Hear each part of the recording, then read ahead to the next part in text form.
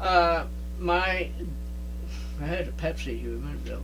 My my gripe for today is the fact is that there is a certain person who everybody knows, especially all Democrats, uh, which is a person who likes to keep complaining all the time about everything being planted on him, everybody lying to him. He wants to make America great again. I ask you this, Mr. Ex-President. America's already great. It has been all this time, but you've been lying to yourself as you are lying to everybody else. And if I were you, sir, I would give it up and go to court as they have, because you have been subpoenaed. And if I were you, for once in your life, sir, is tell the truth. And the whole truth and nothing but the truth.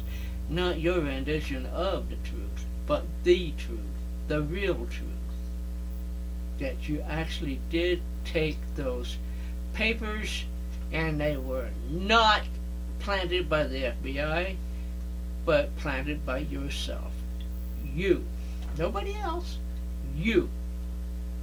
Mr. Trump. Yes, right. I said the name.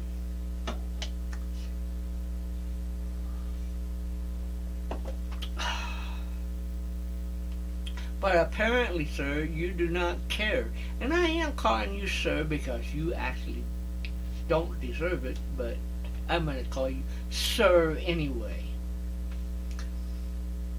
If I were you, I would just say, I got the subpoena. I'm going to be manning up here and going to court. And tell them on my side, whatever side that might be. Sir, instead of complaining and bitching about, oh, everybody hates you, and oh, I'm the smartest person in the world, to which you're not. You're not dumb, neither. Pretty bloody smart. You really are a smart person.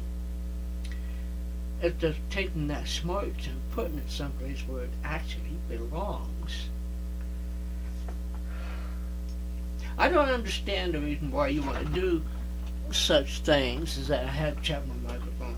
Such things as you have been doing, sir. But quit bitching and get your butt to court as they have asked you to do,